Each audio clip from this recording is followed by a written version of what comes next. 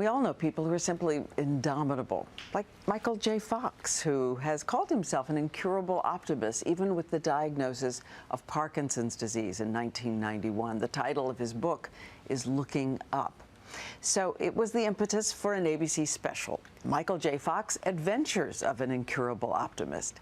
And in it, he decided to travel the world asking the question, is it possible that we could all wake up every morning with a sense of unlimited possibility? From Inauguration Day. It is unbelievably cold. Everybody's so happy. This could last longer than just today. To an exotic mountain far away, Michael J. Fox is searching for the answer to the question, are some people on Earth just happier than others, and why? For instance, the people of Bhutan. Bhutan, in the Himalayas, and I met some really interesting people. They have the gross domestic happiness? Gross national happiness, they measure it. I spoke to the Minister of Development, who's also called the Secretary of Gross National Happiness. Spent time with the farm family, and there are these little differences in the way, like the farm family would talk to me about how they all are there for each other, and so it's this sense of unity. A word to help in our language is to be a friend. To be a friend. We all have the potential to heal the world, and we all have a part to play in the improving the lives of the people around us. Tell me about Oscar and the newspapers. Oh yeah, well, there's this guy who sends in a corner an entrance to the subway on the Upper West Side and hands out a free paper every day.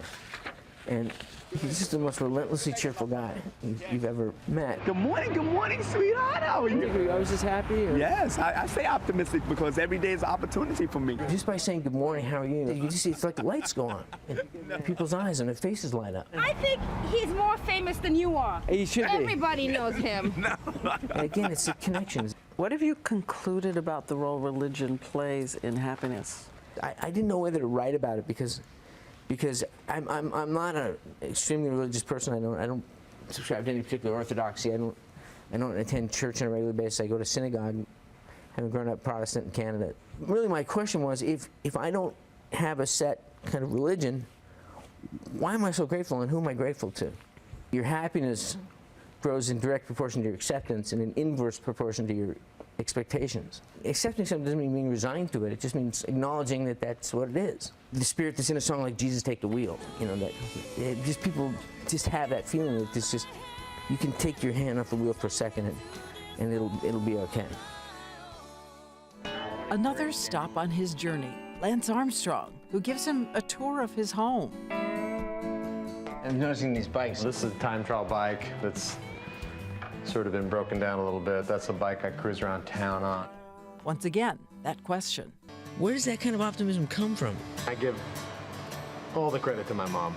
She's really a survivor, you know. She's as strong and as tough as they come, and she never looks at anything in a negative light. And I think that's kind of created the way I think and live my life. I think for Lance, and for me too, it was the challenges we faced early on that helped shape the way we live our lives now. So what's the happiest thing you're looking forward to today? What's the happiest moment you expect to happen today? Kids come home from their days and there's just that bedlam at dinner time and homework and, you know, where's my math book, and, you know, I want a hamster. But there's some music to it. And it's hearing that music in our everyday lives. This is big, and the music is everywhere. Jesus, take the wheel.